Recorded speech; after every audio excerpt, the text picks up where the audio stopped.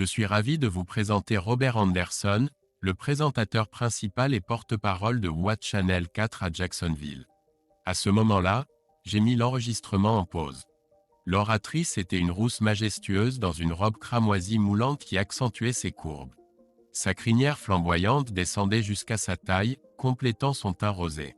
Son expression était neutre, à l'exception d'un léger sourire narquois, comme si elle venait de faire une blague privée.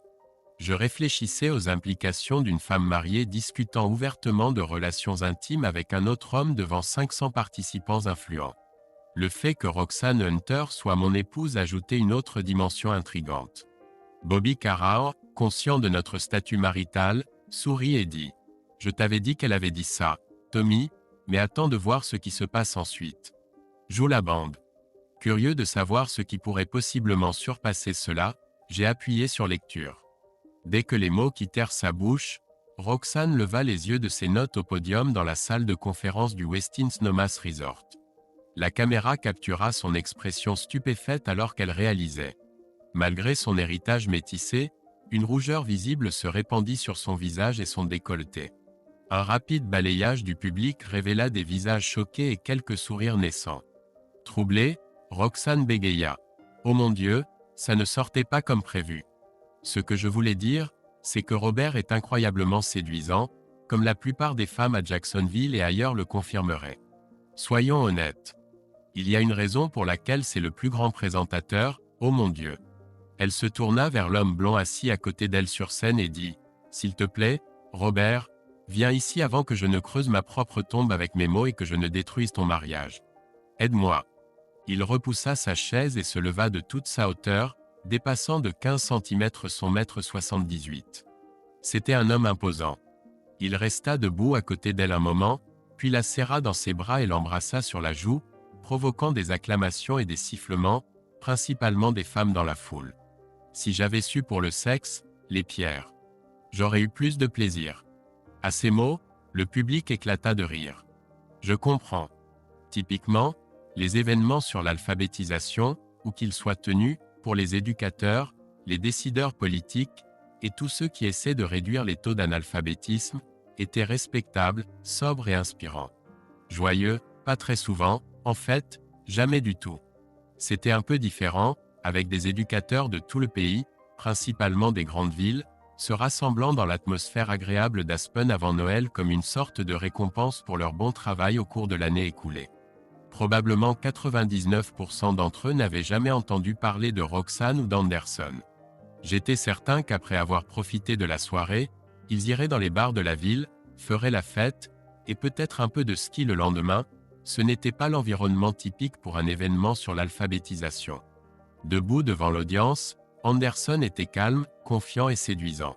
Il était facile de comprendre pourquoi WJXT avait presque retrouvé sa position dominante d'antan sur le marché télévisuel de Jacksonville et du nord-est de la Floride, attirant une partie de l'audience de ma chaîne WJXT12. Il était un morceau de choix pour les femmes. Tous les présentateurs, qu'ils soient hommes ou femmes bien sûr, étaient comme ça. On ne voyait plus de présentateurs disgracieux. Les seuls employés relativement peu attrayants qu'on voyait à la télévision étaient les reporters de terrain, et même certains des bons étaient licenciés en ville pour être trop gros, trop vieux, ou simplement ennuyeux devant la caméra. C'était injuste, mais c'était la vie. C'était le business. Tout le monde savait qu'Anderson n'était ici que temporairement. C'était vraiment un bon journaliste qui avait gravi les échelons depuis le poste de reporter de terrain, au lieu de sauter directement au poste de présentateur dès sa sortie d'école de journalisme grâce à son physique avantageux et son sex appeal. Les chaînes sont toujours à la recherche de personnes intelligentes et sexy. Il ne restera pas ici plus d'un an, s'il reste du tout. Anderson regardait l'audience avec ce regard qui disait à chaque femme, à chaque personne, qu'il s'adressait à eux personnellement. Puis il regarda de nouveau Roxanne. Elle rougit, et je pensais qu'il s'était passé quelque chose entre eux, mais c'était peut-être parce que j'étais en colère. Il regarda de nouveau l'audience et dit « Je suis sûr que cela sera une nouvelle pour vous, mais le mari de la charmante mademoiselle Hunter, Tommy Hunter, est le directeur de l'information de notre concurrent, la chaîne 12, dans la magnifique ville de Jacksonville, en Floride, où j'ai le plaisir de travailler. Autant j'aimerais, en tant que journaliste compétitif, Contrarié Monsieur Betty Mae Hunter, je peux l'assurer que je n'ai eu aucune relation avec sa femme. Il regarda droit dans la caméra, et je savais que ce fils de pute me parlait directement. Ce n'est pas que je ne voudrais pas le contrarier, mais si j'en avais eu l'occasion, je m'en souviendrais certainement, mais ce n'est pas le cas, bien que je doive admettre que je pourrais avoir des rêves agréables à l'avenir. Il baissa les yeux vers ses notes, et quand il releva le regard, le côté chaud et sexy avait été remplacé par un air sincère et sérieux, et il commença. Mais blague à part, nous sommes ici ce soir pour une raison très sérieuse.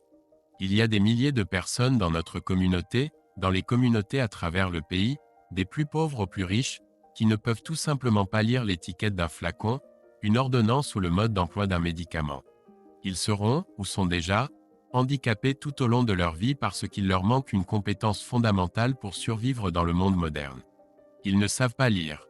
Nous sommes ici aujourd'hui pour remercier chacun d'entre vous pour vos efforts dans la résolution de ce problème. À partir de ce moment-là, c'est devenu un discours sincère, routinier et sérieux comme le reste de la soirée. J'en ai vu des fragments. Nous avons échangé des couvertures dans certaines situations, et pas seulement sur les grandes histoires. Ça aurait été trop coûteux pour les deux stations d'envoyer des équipes, mais comme nous ne nous attendions pas à ce que quelqu'un se fasse tirer dessus ou qu'il y ait des explosions, la chaîne 4 n'avait rien à perdre en partageant les images. Nous leur rendrions l'appareil. J'ai regardé des extraits, bien que je n'ai pas vu beaucoup Roxane. Mon travail était de surveiller ce que faisaient les autres stations, car il s'agissait toujours d'une personne locale et d'une belle femme locale. Roxane y est allée en tant que représentante de son employeur, qui était un partisan actif de la campagne d'alphabétisation. Elle est partie vendredi après-midi et m'a surpris en revenant tôt dimanche matin. Je n'ai jamais vu cette partie avant. Les images diffusées par la chaîne 4 commençaient par Anderson donnant un discours officiel, ce qui ne m'a pas beaucoup marqué car il était la raison pour laquelle la chaîne 4 couvrait l'événement. Même au-delà des coups, je n'aurais pas envoyé d'équipe. Notre meilleur caméraman faisait encore face à la perte de sa femme et de son enfant dans une collision frontale 3 mois auparavant. Je le traitais avec beaucoup de précaution, non seulement parce que nous étions amis, mais aussi parce qu'il était bon, très bon. Les gens du monde pensent que les caméramens ne font que pointer la caméra et filmer. Ils n'en ont pas la moindre idée. C'était sur la bande que la chaîne 4 a faite. Ils ne l'ont pas diffusée à l'antenne parce qu'ils sont une chaîne familiale, mais ils l'ont gardée comme une sorte de vraie mauvaise prise. Tu sais comment les caméramens bavardent et j'ai entendu de très bonnes choses à ce sujet. Fragment et j'ai convaincu un ami de m'en faire une copie. C'est drôle comme l'enfer, n'est-ce pas? Je l'ai regardé et il me semble qu'il a commencé à deviner. Tu trouverais ça drôle aussi si Carole entrait dans une fête et disait à tout le monde qu'elle couchait avec un autre mec? Pour l'amour de Dieu, Tommy, ce n'est pas la même chose. Elle a plaisanté sur le fait qu'elle voulait coucher avec lui. Bon sang, la moitié des femmes de Jacksonville ressentent la même chose et si l'on en croit les rumeurs, beaucoup d'entre elles l'ont vraiment fait. C'était une blague. Tout le monde a ri. Regarde la bande. Elle était gênée, certes, mais pas coupable, et il aurait dû être le meilleur acteur du monde pour réagir comme il l'a fait. Peut-être qu'elle pensait à coucher avec lui. Je suis sûr qu'elle y pensait, mais fantasmer sur quelqu'un n'est pas la même chose que de passer à l'acte. Bon sang, si c'était le cas, tous les gars de cette station auraient couché avec Christina et la moitié d'entre eux auraient déjà divorcé. Christina D'Alessandro, qui utilisait le nom de Dallas à la télévision, était l'animatrice de l'émission du matin. 26 ans, avec des cheveux noirs raides et des pommettes hautes héritées de sa grand-mère américaine, ainsi qu'une poitrine qui éveillait des fantasmes coupables chez tous les hommes mariés de la station, sauf moi. Mais je comprenais ce qu'il disait. C'était quand, ce tournage, Bobby? Cet événement sur l'alphabétisation, c'était quoi, il y a un mois, mi-décembre? Je n'en ai jamais entendu parler. Tout le monde en parlait, mais tout le monde le prenait comme une blague. Évidemment, Rox était gênée. Elle pensait probablement que tu réagirais comme tu l'as fait. Je pense qu'elle te connaît mieux que moi. Je pensais que tu en rirais. Tu n'as aucune raison d'être susceptible. Merde, Carole a plaisanté plusieurs fois en disant qu'elle avait un ticket ouvert pour te tester. Si j'étais jaloux, je suppose que Rox se vante de toi quand les femmes se réunissent. J'ai juste regardé le moniteur. Je l'ai arrêté sur le visage souriant d'Anderson. Bobby avait raison. C'était probablement juste un lapsus freudien accidentel. Elle pensait à coucher avec lui et les mots sont sortis, et elle l'a transformé en blague avec son aide. Je ne pouvais pas lui reprocher ses fantasmes. J'avais 40 ans. Elle en avait 38. Nous n'étions mariés que depuis 8 ans. J'étais partout. Bon sang, une des raisons pour lesquelles je suis entré dans la télévision était que, même si je n'avais pas la variété dont jouissent les chanteurs et les rockstars, les hommes de télévision avaient quand même pas mal de succès auprès des femmes. J'ai eu beaucoup de relations occasionnelles et j'ai couché avec des femmes à Jacksonville, ce qui ferait sourciller pas mal de gens si ça se savait, et certaines d'entre elles étaient mariées. Mais j'étais célibataire et je n'ai jamais poussé une femme dans mon lit avec des substances illégales. L'alcool, c'est autre chose. J'ai eu beaucoup de femmes qui sont arrivées là parce qu'elles étaient trop ivres pour avoir leur meilleur jugement. Mais bon sang, elles avaient toutes plus de 21 ans et si elles décidaient de se saouler et d'oublier qu'elles étaient mariées, je ne pensais pas que c'était ma responsabilité.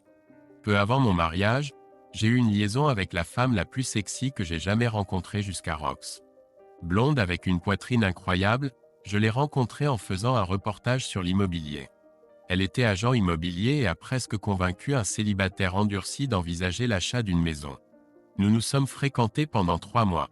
Elle était mariée à un type des assurances, mais elle disait que ça ne l'empêchait pas d'essayer quelque chose de nouveau en parallèle. D'accord, elle trompait son mari et je l'y aidais, mais je n'étais pas le gardien de la morale mondiale. Je savais que Rox était déjà en couple. C'est impossible d'être comme elle à 30 ans et de ne pas avoir plusieurs hommes. J'en connaissais plus que quelques-uns car j'étais journaliste avant de devenir directeur et j'avais fait mes recherches sur elle. Elle était cadre à la chaîne hôtelière Ritz-Carlton sur Amelia Island, ce qui la mettait sur le chemin de nombreux hommes riches et en manque, et elle en a essayé beaucoup. On s'est retrouvés dans mon lit après une réunion des médias et elle a continué à revenir vers moi encore et encore, m'avouant qu'elle avait peur car elle n'avait jamais ressenti ça pour un autre homme. Quelques mois plus tard, j'ai admis que je n'étais tout simplement pas heureux quand je n'étais pas avec elle, pas seulement pour le sexe, mais juste pour être avec elle, aller au cinéma ou marcher sur la plage à Sainte-Augustine ou Pontevedra. Bien sûr, tout finissait toujours au lit. Cependant, contrairement à toutes les autres femmes que j'avais fréquentées, sortir ensemble n'était pas quelque chose que je devais endurer pour arriver au lit. Un soir, en marchant le long de la plage près de Sainte-Augustine, alors que les vagues s'écrasaient à quelques mètres de nous avec la marée montante, j'ai réalisé que simplement marcher à côté d'elle et entendre sa voix et son rire suffisait à me rendre heureux. Si on finissait au lit, c'était super, mais je n'en avais pas besoin. Je lui ai dit ce que je ressentais et nous avons marché et parlé jusqu'à l'aube. Puis nous sommes rentrés chez moi, nous nous sommes mis au lit et nous nous sommes simplement blottis l'un contre l'autre. Nous n'avions pas besoin de sexe. Nous avons tous les deux réalisé que c'était réel et nous nous sommes mariés 3 mois plus tard. Alors que je pensais à tout cela, j'ai regardé la grande horloge au-dessus des moniteurs. Il était 19 h et nous avions depuis longtemps terminé la préparation de notre journal télévisé local du jeudi soir. Le 26 janvier 2012, les fêtes étaient passées et la vie avait repris sa routine de janvier. Cassé. Martin présentera le journal du soir et je serai de retour à 8 h pour préparer le journal local de 90 minutes du lendemain soir. Allez mon pote, laisse-moi t'offrir une bière et ensuite on pourra retourner auprès de nos femmes aimantes, a dit Bobby, en me lançant un regard inquiet. Merci Bobby, mais pas aujourd'hui. J'ai quelques dernières choses à finir et puis je rentrerai chez moi. Tommy, mon vieux, ça va, n'est-ce pas? C'était juste une blague qui a mal tourné, c'est tout. Je peux être un idiot parfois. Je n'aurais pas dû te montrer ça. Carole dit toujours que je suis un idiot, peut-être qu'elle a raison. J'ai tendu le bras et frappé le sien assez fort pour le faire grimacer. D'accord, tu es un idiot. Tu me l'as fait dire, mais je ne suis pas en colère à propos de la cassette. Honnêtement, je sais que c'était une mauvaise blague. J'ai d'autres choses en tête.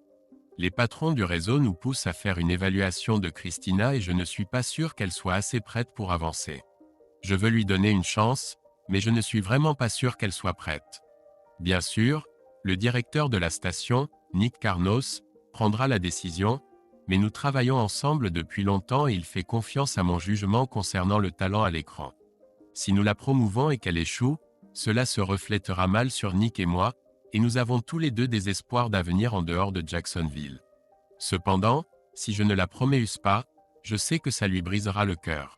C'est vraiment une fille sympa et pas la diva typique qu'on attendrait d'une femme avec son physique. S'il te plaît, ne la promeuse pas.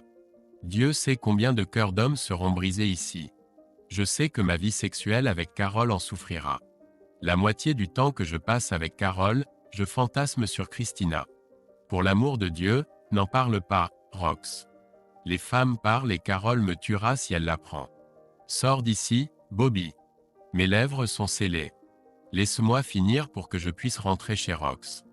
Quand il est parti, je suis allé aux archives et j'ai sorti tous les films que je pouvais trouver de cet événement, en plus des rushs qui n'ont pas été diffusés sur Channel 4.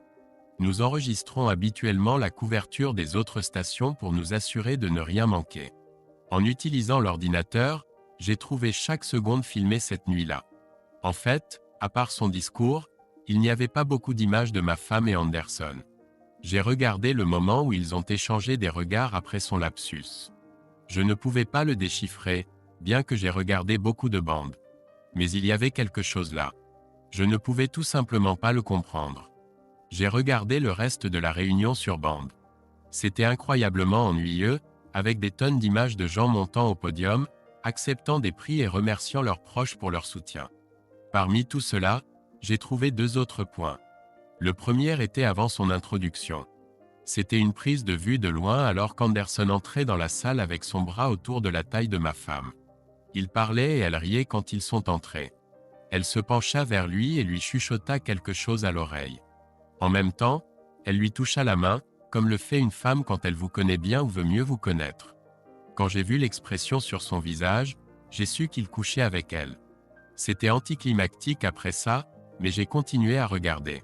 Il y a eu un moment où la caméra était focalisée sur un professeur debout au micro avec un prix. C'était quelques minutes avant que Rox ne le présente comme l'orateur principal. Derrière eux, j'ai vu comment Rox et les Anderson étaient assis et piochaient dans leurs assiettes. Cela n'a duré qu'une seconde, mais la caméra l'a capturé alors qu'il essuyait délicatement quelque chose de sa lèvre inférieure. Un moment plus tard, elle a ri doucement et l'a regardé avec amour. Puis ses yeux se sont levés vers le public et le caméraman, et elle a sursauté et s'est écartée de lui.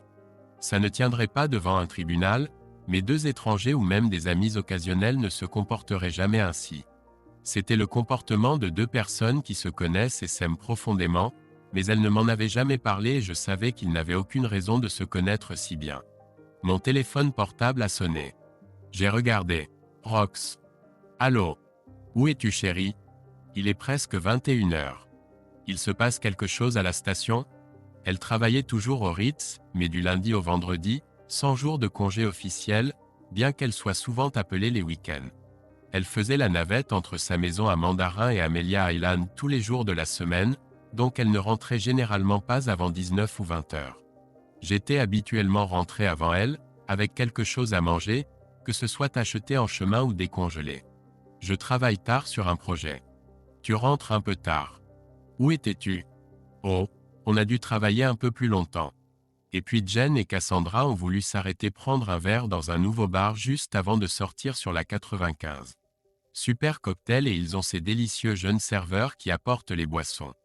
Jen et Cassandra ont fait un jeu en enlevant leur soutien-gorge dans les toilettes pour voir qui pourrait intéresser le serveur le plus rapidement. Jen était célibataire et Cassandra était divorcée de son mari violent et Rox adorait me raconter toutes les folies qu'elle faisait en tant que femme célibataire. Elle disait que ça me rendait plus chaud quand je rentrais à la maison. Le silence s'est prolongé. Tu dois être très fatigué. Tu ne veux même pas savoir qui a gagné la compétition? Pas vraiment. Je suppose que je suis vraiment fatigué. Tu peux réchauffer quelque chose au micro-ondes? Je serai à la maison dans 1 heure. Je veux juste prendre quelque chose à manger et puis aller au lit. Si j'étale un peu de crème fouettée à certains endroits, y a-t-il une chance que tu la manges aussi? Je ne pense pas, Rox. Je suis vraiment fatigué. Tu n'as pas ma meilleure version ce soir. Je peux attendre une autre fois? Le silence s'est prolongé. J'avais 40 ans et je travaillais comme un fou, et il y avait des moments où je n'étais simplement pas d'humeur. Elle respectait cela car elle savait quand le travail devenait trop dur pour elle et je ne la poussais pas, mais cela n'arrivait pas très souvent. D'accord. Tommy, tu veux que je te fasse un massage du dos ou quelque chose? Peut-être un verre fort? Non, pas aujourd'hui. Je vais juste manger un peu et dormir. Ça te dérange si ta femme aimante se blottit contre toi pendant que tu t'endors? Je dors toujours mieux à côté de toi. Chérie, Ce soir est l'une de ces nuits où j'ai besoin de dormir. Si ça ne te dérange pas, je vais aller dans la chambre d'amis. Comme ça, je peux dormir sans te déranger et tu peux travailler sans t'inquiéter pour moi. Cela n'était jamais arrivé auparavant. Tommy, que s'est-il passé? J'ai fait quelque chose? Qu'est-ce qui se passe? Rien. Laisse tomber pour aujourd'hui, d'accord? On se voit quand je rentre. Puis j'ai simplement raccroché. Cela non plus n'était jamais arrivé auparavant, mais je n'avais jamais été certain qu'elle me trompait. J'ai fait des copies des parties importantes du film. Cela n'aurait pas d'importance car cela n'aurait aucun effet devant un tribunal, mais j'en aurais besoin pour ces nuits où j'essaierais de me convaincre que tout était dans mon imagination, que Rox n'aurait pas pu me faire ça. Parce que même maintenant, je voulais me faire croire que j'avais tort, mais je savais que ce n'était pas le cas. Quand je suis entré dans notre appartement, elle était assise près de la fenêtre intégrée dans le mur arrière de notre salon au rez-de-chaussée. Cette fenêtre était la raison pour laquelle nous l'avions achetée. Je ne pouvais pas compter les nuits où nous étions allongés sur le tapis devant cette fenêtre à faire l'amour sous les étoiles. Elle s'est levée de sa chaise et est venue vers moi avant que j'atteigne le comptoir séparant la cuisine et le salon. Elle m'a enlacé et a enveloppé son corps incroyable autour de moi avant d'essayer de m'embrasser.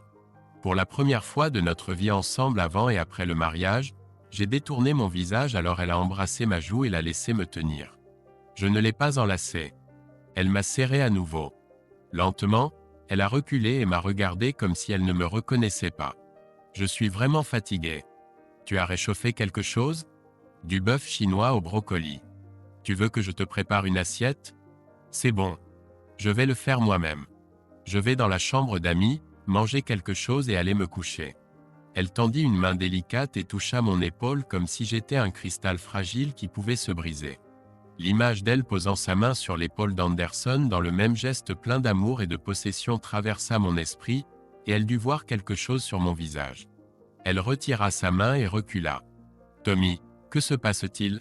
Je sais que quelque chose ne va pas. Ne me dis pas que tout va bien. Tu me fais peur. » Je regardais dans ses yeux et même maintenant, je n'arrivais pas à croire que ce que je savais être vrai s'était produit. Pendant une infime fraction de seconde, j'ai voulu prétendre que je pourrais survivre à cela.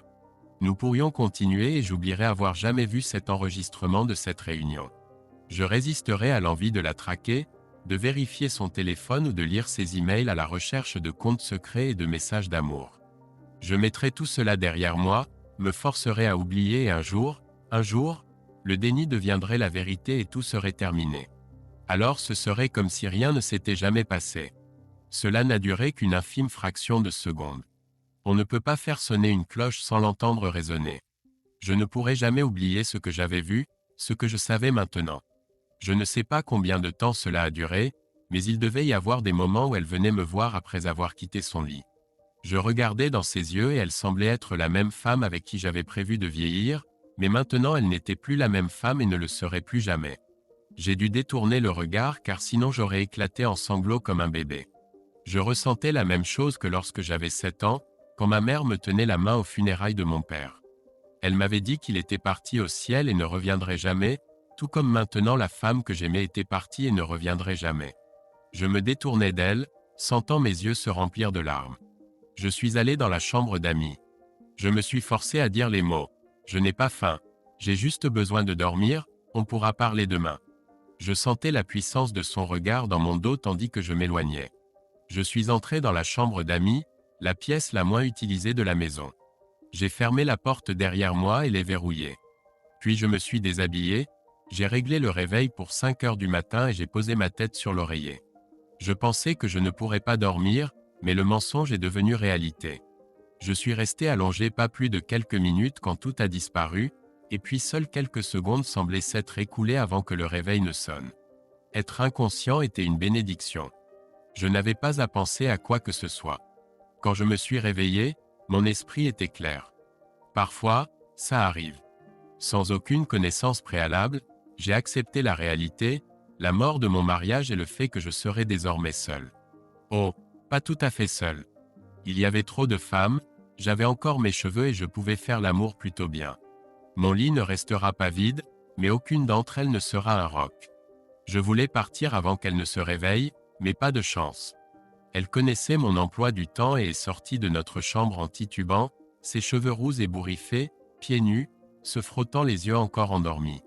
Elle ne ressemblait en rien à la Roxane soigneusement apprêtée qu'elle présentait au monde. Je serais mort pour cette étrangère débraillée si elle était encore mienne.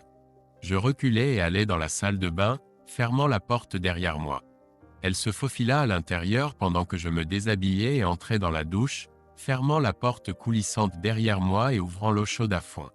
Je frissonnai quand l'eau froide me submergea, mais après quelques secondes elle commença à chauffer et devint bientôt brûlante, exactement comme je l'aime. Après quelques secondes, elle entra. Je la repoussai. Non, Rox, je n'ai pas le temps pour ça. J'ai beaucoup à faire à la station et je ne peux pas jouer ici. On se rattrapera ce soir, je te le promets. Elle me regarda et je pense qu'elle devait savoir mais ne pouvait pas me le demander sans ouvrir la boîte de Pandore. Elle devait maintenir le mensonge que rien n'avait changé, que nous étions toujours un couple heureux. Pourquoi ne veux-tu pas me parler, Tommy? Parce que j'ai des choses en tête. Je n'ai tout simplement pas le temps pour ça. Va travailler, fais ce que tu as à faire, amuse-toi et on réglera tout ça plus tard ou un jour. Tu as changé, Tommy. Comment as-tu pu changer autant en un jour? Les gens changent, Rox. La vie est un processus de changement. Rien ne reste pareil. Je pensais que tu le savais. Qui es-tu? Je pourrais te poser la même question. Qui es-tu, Rox? Es-tu la même femme que j'ai épousée qui a dit qu'elle m'aimerait, me chérirait et me serait fidèle pour le reste de notre vie? À ce moment-là, les larmes ont commencé à couler et elle a reculé et est sortie de la douche. J'ai fermé la porte de la douche derrière elle et j'ai continué à me laver, me préparant pour le jour le plus important de ma vie. J'ai terminé ma douche, suis sorti, et rapidement passé le rasoir électrique sur ma barbe naissante et suis entré dans la chambre principale. Elle était allongée sur notre lit. Elle n'a pas levé les yeux quand je suis entré et me suis dirigé vers le placard pour choisir une tenue pour le travail. Je me suis habillé relativement décontracté en pantalon et une belle chemise hawaïenne. Le rédacteur en chef n'interagit pas avec le public ou les annonceurs. Avec des chaussures de tennis blanches et des chaussettes courtes, j'étais prêt à partir et j'allais sortir quand elle a dit « Peu importe ce que tu penses, peu importe ce que tu entends, Tommy, je veux que tu saches que je t'aime. Ça ne changera jamais. Tu dois le savoir. » Comment puis-je le savoir, Rox? Il n'y eut aucune réponse quand je l'ai quitté. Quand je suis arrivé à la station, je savais ce que j'allais faire. J'ai appelé Sam Gold, qui était le directeur adjoint des informations et qui ne travaillait généralement pas avant le lendemain. Il a grogné quand je lui ai demandé de venir faire un double service, mais je lui ai proposé de travailler 2 week-ends de son choix pour lui. Je ne pense pas avoir de projet vraiment important pour les week-ends du reste de l'année. Ce sera probablement bien de travailler autant de week-ends que possible. J'ai ensuite dit à Martin que Gold serait là dans 1 heure et que je serais absent pour un projet personnel. Pas de question. Une fois Gold arrivé et mis au courant, je suis parti vers mon bureau. J'avais besoin de réfléchir, de passer quelques appels personnels, de vérifier mes emails et de faire des plans. À midi, l'email privé et très personnel de Robert Anderson a reçu un message avec le texte « Toi et cette prostituée Roxane Hunter avez été très imprudents.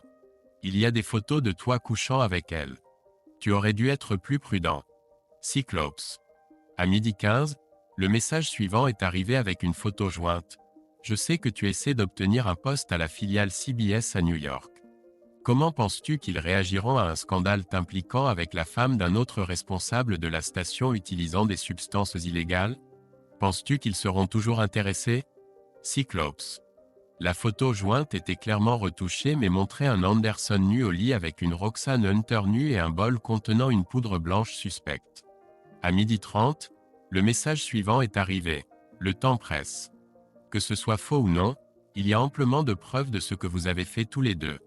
Savais-tu que le nouveau copropriétaire du groupe qui a acheté une participation majoritaire dans la station phare de CBS à New York est un membre très discret mais dévoué de la majorité morale et un chrétien fervent?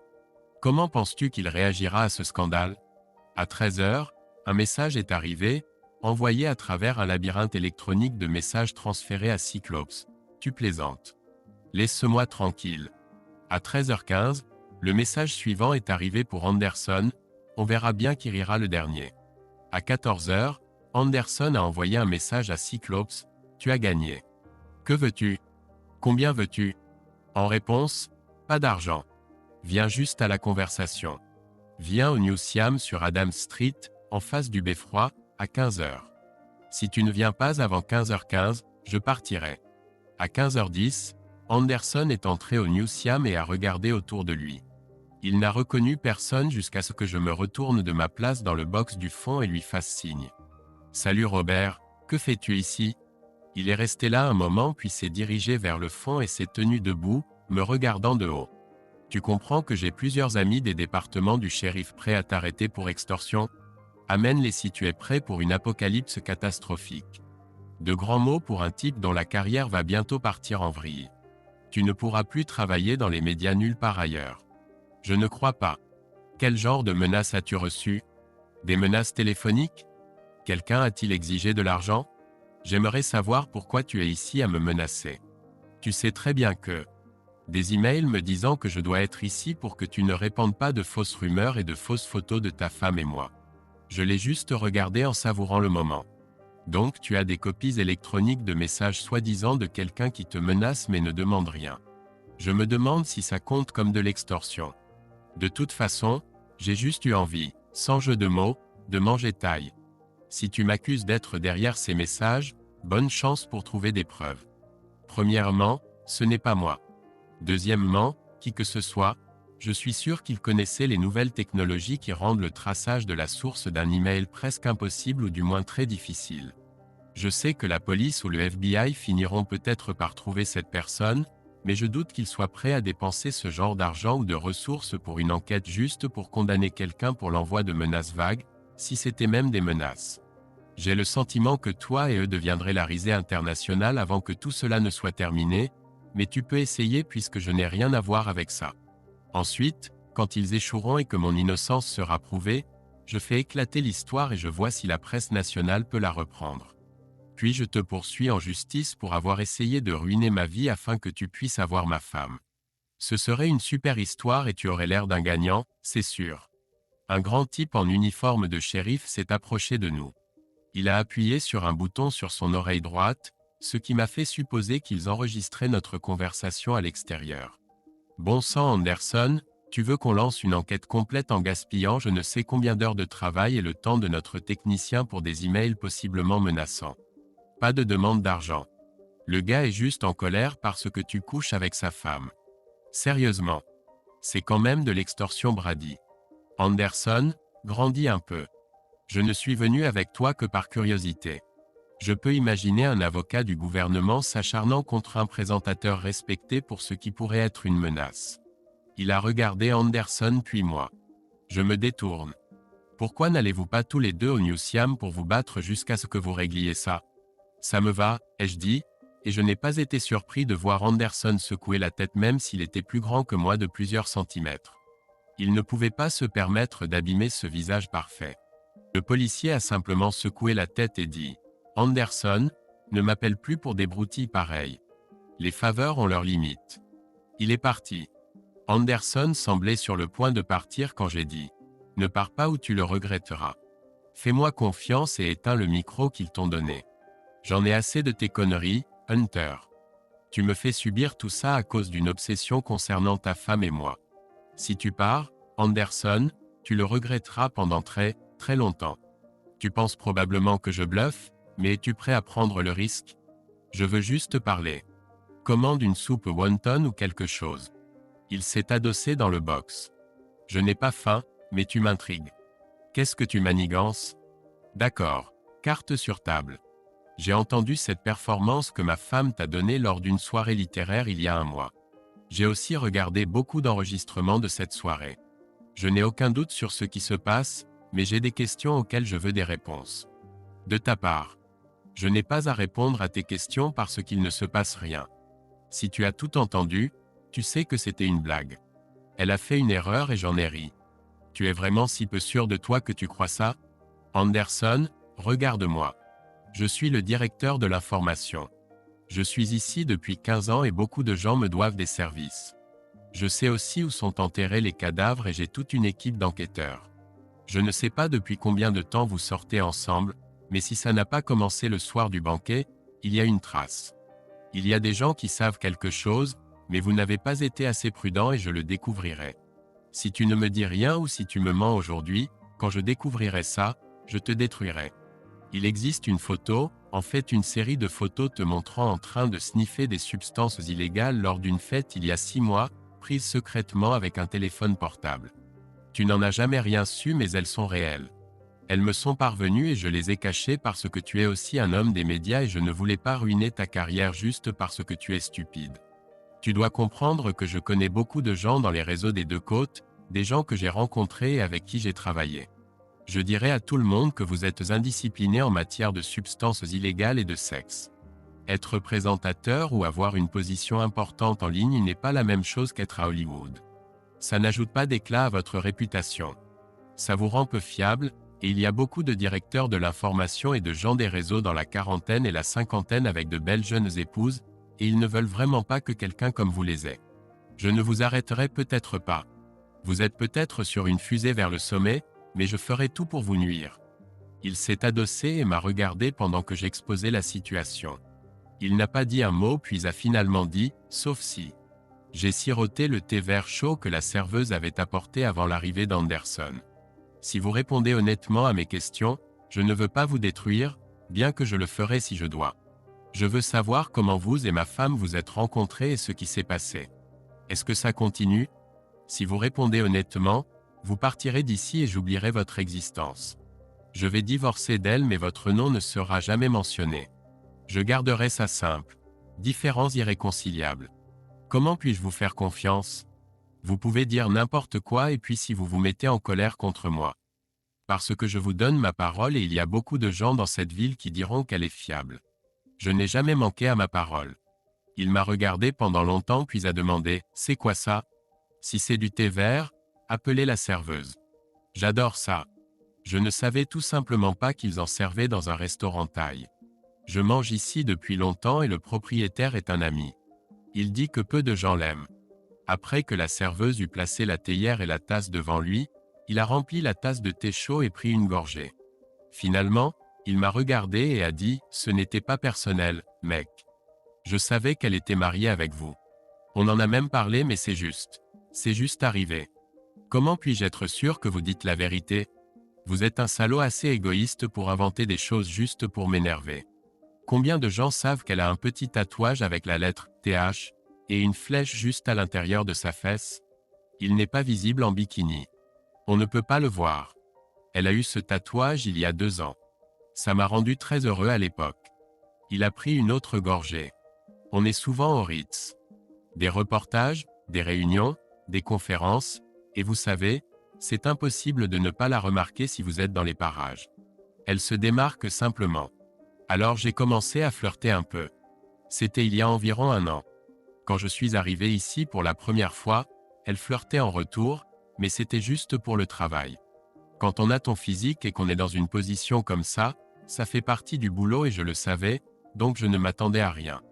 Quelque chose allait arriver. Mais avec le temps, j'ai réalisé qu'elle s'intéressait à moi. Je ne peux pas changer mon apparence et je sais comment les femmes réagissent. Donc après 3 mois j'ai tenté ma chance mais elle m'a rejeté brutalement. Elle m'a même giflé la première fois. Ça s'est passé il y a longtemps et je pensais que c'était fini. Il y avait beaucoup d'autres jolies femmes intéressées par toi. C'était les regards, le langage corporel. Elle se rapproche de toi, touche ton bras ou ton avant-bras sans raison. Ce regard qu'elle te lance ou quand elle pose leurs mains sur ton genou quand vous êtes assis ensemble. Elle donnait clairement des signes mais je les ai mal interprétés. Je l'ai raccompagnée à sa voiture après une réunion tardive et j'ai essayé de l'embrasser. Elle m'a frappé et m'a dit qu'elle était mariée. Elle est montée dans sa voiture et est partie, me laissant pour ainsi dire le bec dans l'eau. Je l'ai regardée et je pouvais voir la scène se dérouler comme un film dans ma tête parce que j'avais déjà reçu les mêmes signes autrefois. Soudain, je voulais partir mais j'avais besoin de savoir. 1 mois plus tard environ, on s'est recroisés et elle était calme mais ça allait. Puis ça s'est amélioré. Puis un soir, il y avait une grande conférence des directeurs publicitaires nord-américains, avec un cocktail et une soirée dansante. Je représentais la chaîne. Elle était là. Et nous avions tous les 2 bu. Je l'ai invitée à danser. Cette fois elle ne s'est pas dérobée alors je lui ai demandé si elle voulait prendre l'air. Nous sommes sortis sur le parking puis nous sommes allés sur l'herbe qui était inégale. Elle a perdu l'équilibre et je l'ai rattrapée, perdant moi-même l'équilibre car nous avions pas mal bu. Nous sommes tombés sur l'herbe et c'est arrivé. Arrivé? On fait ça depuis. Vous faites ça? Oui. C'est suffisant? Pas vraiment. Ça n'a pas duré longtemps. Heureusement car 15 minutes plus tard, la femme d'un des publicitaires et un autre publicitaire qui n'était pas son mari ont failli nous surprendre. Par chance nous étions déjà rhabillés et elle fumait. Donc nous avions une raison d'être là. Elle fumait? Elle fumait quand on s'est mariés mais après l'avoir harcelée pendant quelques années je pensais qu'elle avait arrêté. Elle a dit qu'elle avait arrêté, encore un mensonge. Ouais, elle a dit qu'elle avait presque arrêté mais elle était bouleversée. Elle m'a dit que c'était une grosse erreur et qu'on devrait oublier que c'était arrivé. Je lui ai dit que ce n'était que des paroles. D'habitude quand les femmes sont avec moi, elles n'oublient pas. Il a remarqué le regard que je lui ai lancé. Que voulez-vous? Je suis grand et beau à ce qu'on dit et j'aime le sexe.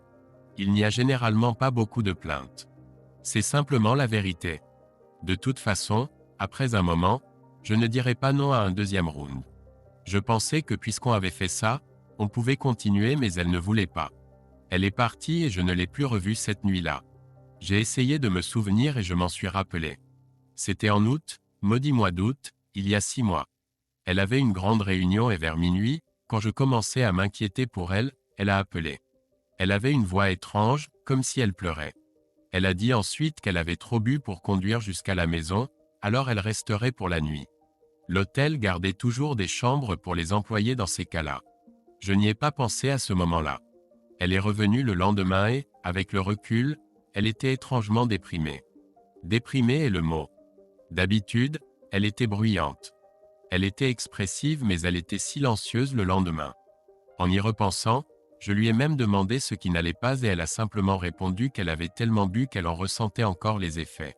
Je n'ai pas insisté pour le sexe, étant un mari bon et compatissant. Elle est restée silencieuse pendant quelques jours puis est retournée à sa place. Et quoi? Une semaine plus tard, elle m'a appelé à la station en disant qu'elle voulait parler et on s'est retrouvés chez Starbucks. Elle m'a dit qu'on avait fait une grosse erreur et que ça ne devrait plus jamais se reproduire. Elle aime son mari. Je lui ai demandé pourquoi elle m'avait appelé. Elle a dit qu'elle voulait me faire savoir que ça ne se reproduirait plus. Il m'a lancé un regard qui m'a donné envie de l'étrangler. Quand elles vous disent qu'elles veulent vous rencontrer pour vous dire qu'elles ne coucheront plus avec vous, vous pouvez être sûr que vous allez coucher avec elles. On l'a refait encore une fois. Puis j'ai réalisé que je n'aurais pas dû le rencontrer. Non seulement nous allions divorcer, mais tous mes souvenirs d'elle depuis notre rencontre jusqu'à il y a quelques nuits étaient ruinés. C'était comme si quelqu'un avait barbouillé de boue ces 8 années de ma vie. Je n'avais pas d'autre choix. Jusqu'à ce que je l'entende parler d'être ensemble et que je réalise qu'il disait la vérité. J'avais peur de ne pas avoir le courage d'aller jusqu'au bout. Je regarderais ses grands yeux bruns, elle pleurerait et jurerait qu'elle m'aimait et je ne pourrais pas m'empêcher de la reprendre.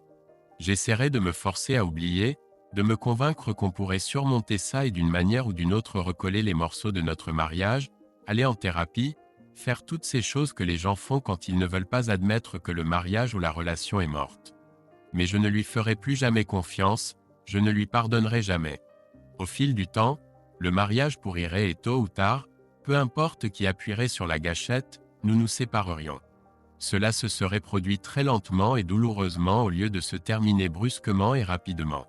Combien de fois l'as-tu vu? Où l'as-tu rencontré? L'as-tu déjà fait dans notre appartement? Ça a commencé assez passionnément. Une fois qu'elle a décidé qu'elle était prête, elle était totalement prête. Les premiers mois, on se rencontrait dans des parcs, parfois dans de petits hôtels où elle louait une chambre parce que personne ne la connaissait là-bas et je me faufilais discrètement. Je ne pouvais pas me permettre d'être reconnu. Mais il y avait des jours où nous voulions passer toute la journée ensemble, alors nous avions besoin d'une chambre. Pourquoi n'êtes-vous pas allé chez toi ou chez nous? Où y êtes-vous allé? On ne pouvait pas risquer d'aller chez moi. Trop de gens me connaissent. Et on ne pouvait pas aller chez vous parce que Rox ne le permettrait pas. Je l'ai suggéré quelquefois. Votre maison est assez calme, la plupart des gens travaillent. Il n'y a donc pas beaucoup de gens qui regardent par les fenêtres et ça aurait été beaucoup plus pratique, mais Rox a dit non. Elle n'en a pas discuté, votre maison était interdite. C'était juste vous deux? Il m'a regardé avec surprise. Tu veux dire qu'on était partenaires réguliers? Tu es fou? C'est une femme incroyable mais je la voyais une fois par semaine ou tous les 15 jours au maximum. J'ai besoin de plus que ça. Je rencontre généralement quelques nouvelles femmes par semaine et c'est généralement pour une nuit. Certaines durent plus longtemps que n'importe laquelle de mes partenaires à Jacksonville. Elle le savait? Il m'a regardé d'un air étrange. Tu penses qu'on était amoureux? Que j'avais des sentiments pour elle ou elle pour moi? Comment peut-on être avec quelqu'un pendant si longtemps sans développer de sentiments l'un pour l'autre? Nous étions amis. Je l'aimais bien, je l'aime bien et le sexe était génial mais je n'ai jamais rien attendu de plus. Elle, je sais ce que tu dis, les femmes peuvent rendre les choses difficiles mais elle ne l'a jamais fait. Elle adorait le sexe. Elle était hésitante mais à la fin, je pense qu'elle aimait ça plus que le sexe régulier. J'ai été submergé par l'envie de l'étrangler. Je me suis assis et j'ai essayé de tout digérer. Sans amour, sans connexion émotionnelle. Juste du sexe comme si cela devait me faire sentir mieux. Combien de temps ça a duré? Avant le dîner de l'alphabétisation. Elle était vraiment choquée quand elle a fait cette erreur. Elle était sûre que tout le monde en parlerait et que d'une manière ou d'une autre, tu le découvrirais et la quitterais. Je lui ai dit qu'elle s'inquiétait pour rien. C'était une blague. Tout le monde a ri. J'ai appris plus tard que ça s'est terminé en mauvaise prise mais Channel 4 ne l'a pas diffusé. J'ai demandé au caméraman de le couper de l'enregistrement envoyé à la station. C'était trop risqué de le diffuser et je pense que quelqu'un à Channel 4 qui vous connaît peut-être pensait qu'elle vous l'avait dit ou ne voulait pas vous contrarier. En tout cas, elle m'a dit que c'était fini à la fin du dîner. On a passé ce vendredi ensemble dans ma chambre mais après le dîner, pas de dispute. Je n'ai pas insisté. Je pensais qu'elle se calmerait et qu'on reprendrait notre routine. Novembre et décembre n'étaient pas comme au début mais on se voyait encore une fois par semaine quand on pouvait. Cette fois, 2 semaines sont passées sans un mot. Finalement, elle m'a appelé pour me dire que c'était vraiment fini. Elle était vraiment effrayée et cette fois elle était sérieuse, mais je l'ai convaincue une dernière fois. On est allé à Atlanta, on a pris une chambre et on y a passé la nuit. On a passé la nuit et la matinée au lit depuis lors. C'était le week-end où elle était en voyage d'affaires pour assister à un séminaire sur le tourisme à Atlanta. Elle m'avait dit qu'elle travaillerait tout le week-end et me verrait à son retour. Elle rayonnait et était heureuse le dimanche soir quand elle est revenue et on a fait l'amour et je n'avais aucune idée qu'elle avait passé les 36 heures précédentes à faire tout ça et plus encore que ce qu'on pouvait faire et elle m'a dit qu'elle m'aimait avec un visage parfaitement impassible. Je me sentais malade comme si tout ce qu'il y avait de solide dans mon estomac allait remonter. J'ai bu encore du thé chaud. Il s'est adossé et a pris une gorgée de sa tasse. C'est tout. J'ai pensé lui demander quel autre mal il pouvait faire à mon monde. Il gisait en ruine autour de moi. Mon mariage était fini, ainsi que mon estime de soi, les 10 dernières années de ma vie, essentiellement, et probablement mon temps à Jacksonville. Je ne pourrais probablement pas progresser dans ma carrière mais je pourrais faire un pas latéral. Des offres d'emploi apparaissent toujours dans des stations à travers le pays. Je pourrais me retrouver à Pagina, Oregon ou New York mais je pourrais trouver un emploi quelque part. Je me suis fait un assez bon nom. Je ne pouvais pas rester ici. Il y a trop d'endroits où je pourrais la croiser. Trop d'endroits où je rencontrerais les souvenirs que nous avons créés ensemble. Ce serait acceptable si je pouvais me convaincre que ce qui s'est passé n'avait pas d'importance. Elle était simplement une très bonne partenaire au lit pendant longtemps. Cependant, ça importait parce que je l'aimais encore et, comme je m'en rendais compte, je l'aimerais pendant longtemps. J'avais vécu 32 ans de ma vie sans connaître ce genre d'amour et je ne savais pas si je le retrouverais un jour, mais j'allais sacrément essayer. Je ne réalisais pas à quel point ma vie de célibataire était vide jusqu'à ce que je la rencontre. Je pensais que mes amis mariés qui rentraient chez eux auprès de leurs femmes et leurs enfants étaient fous jusqu'à ce que ça m'arrive. Comme il s'est avéré, nous ne pouvions pas avoir d'enfants, mais cela n'avait pas d'importance tant qu'elle était là. Maintenant elle n'est plus là. Nous avons un accord, n'est-ce pas? Il y avait une note d'alarme dans sa voix. Peut-être qu'il a finalement entendu ce qu'il disait et réalisé les conséquences.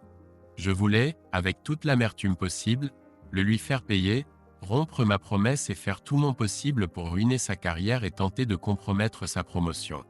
Ou simplement sortir, le frapper en traître et casser son foutu nez parfait, mais je lui avais donné ma parole. D'ailleurs, s'il disait la vérité, il ne l'avait pas séduite. Je ne pense pas qu'il aurait pu le faire. Elle a passé 20 ans à manipuler les hommes et à les tenir à distance pour obtenir ce qu'elle voulait. Je pense qu'elle connaissait toutes les manœuvres et les approches. Elle s'est donnée à lui parce qu'elle le voulait, donc c'est sa faute. Fin de la première partie. Merci de nous soutenir avec le bouton « J'aime » et de partager vos impressions sur l'histoire dans les commentaires. Merci.